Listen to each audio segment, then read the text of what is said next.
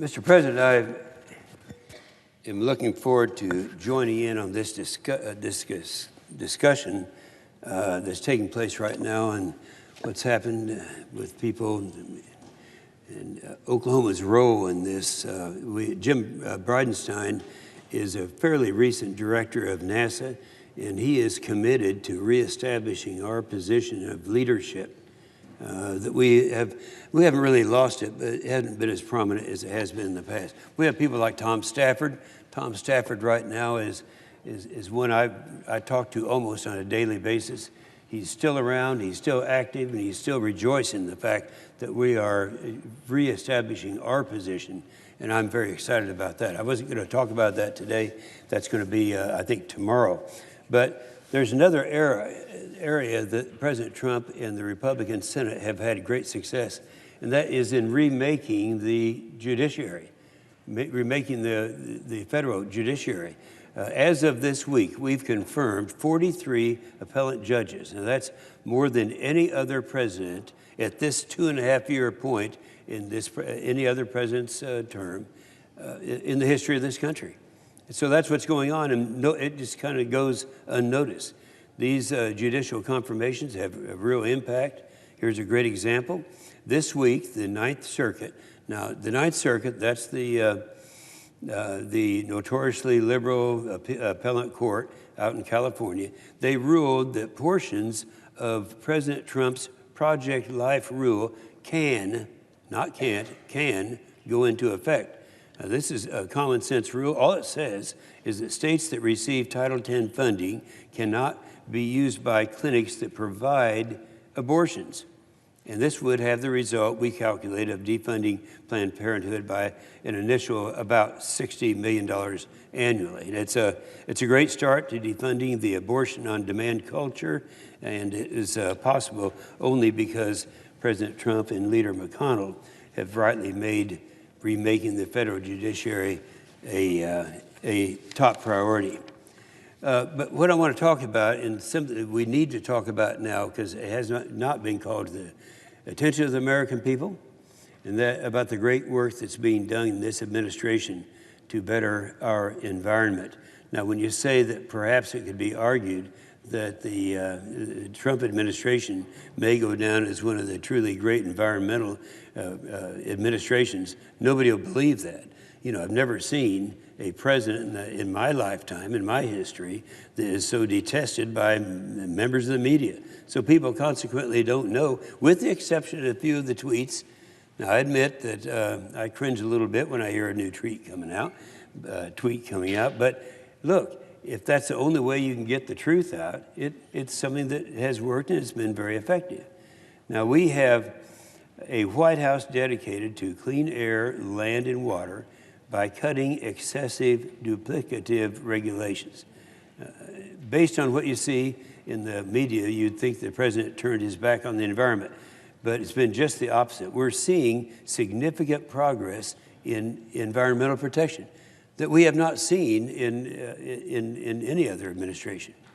Americans should know the truth about how this administration is leading the world in environmental gains, all the while growing the economy. People say, well, you can't do that. That can't be done. You can't increase economic activity at the same time making environmental gains. But that is actually happening. Now, look at the chart we have behind me. There's a couple of facts that most Americans really don't know. They have no way of knowing until now. That is, since 1970, combined emissions of the 6 common pollutants. Now, we're talking about the recognized 6 common pollutants that are out there. It says that dropped, the emissions dropped by 74%, while the U.S. economy grew by 275%. Now, is that possible that that could happen? Well, it did happen, because there it is right there. All this economic activity and all this growth, and yet the bottom line there are the emissions, the aggregate emissions of the 6 common pollutants. There they are, going down. It's because this administration knows what this administration is doing and has the commitment that other people are not aware of. Now, look at CO2. We had debates over the years about whether or not CO2 is one of the pollutants. It's not one of the 6 common pollutants, but nonetheless, it's the one that people seem to be looking at. Since 2005, the United States energy-related CO2 emissions fell by 14%, while global energy-related CO2 emissions increased by over 20%. Now, we're talking about all of the emission increase, and we had a reduction. And despite this drop in emissions, in 2018, the United States became the world's leading producer of oil and natural gas and net exporter of oil and natural gas, fossil fuels, for the first time in 75 years. Now, I'm particularly proud of this. I'm from an oil state, the state of Oklahoma. I know how many jobs are tied to it. I know what's happened to our economy, and a lot of that can be attributed to using the proper energy sources that we have available to us. Now, this administration has proven that we don't have to impose massive tax increases or regulatory burdens on American families in order to reduce pollution. We're reducing pollution, clearly. The Democrats often say the United States is failing to properly reduce carbon emissions, and this just isn't true. Look at the chart number 2. The reality is that CO2 emissions have been falling. If you look at the chart, in 2017, the United States led the world in CO2 emissions reductions, while notably China led emissions. Now, you got to look at this. The top line is the United States. That is a reduction. We're leading the world in reductions of CO2 emissions.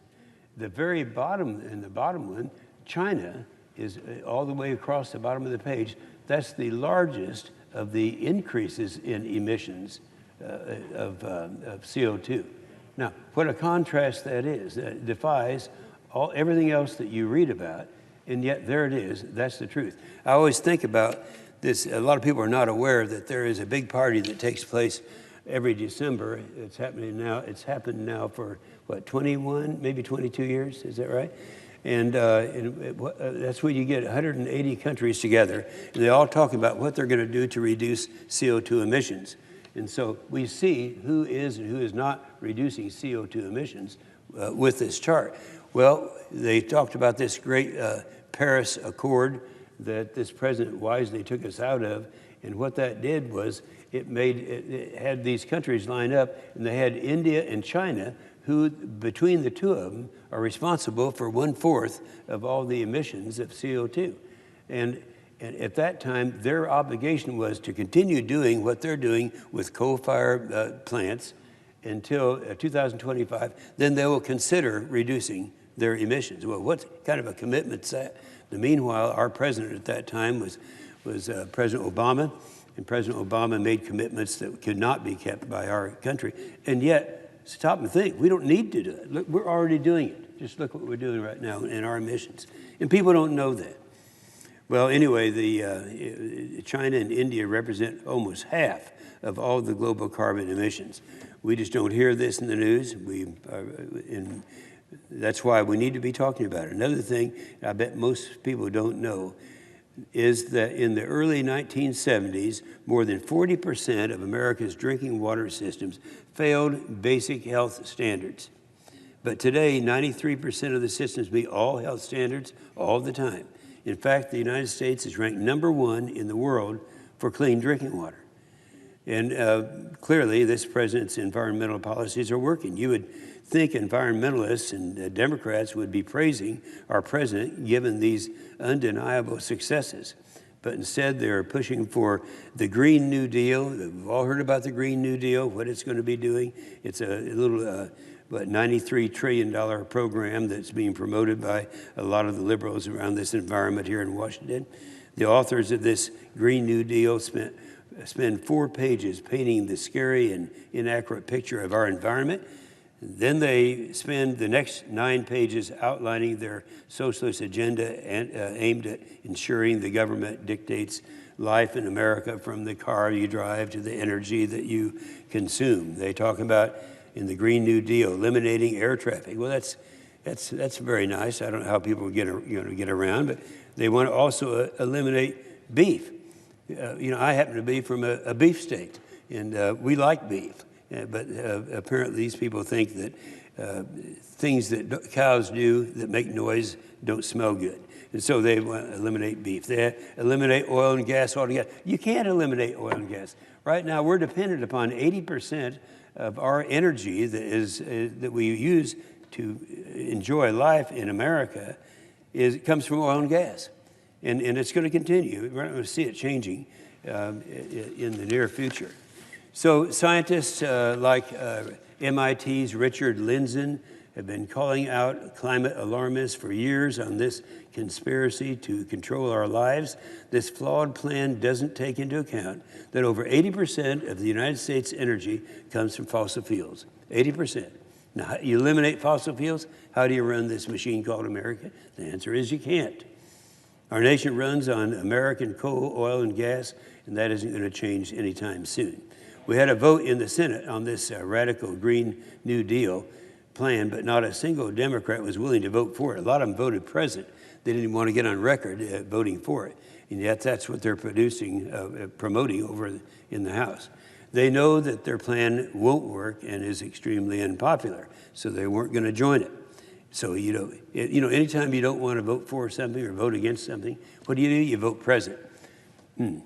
Well, anyway, I didn't think the Democrats could be more radical than they were under the Obama administration, but I was wrong.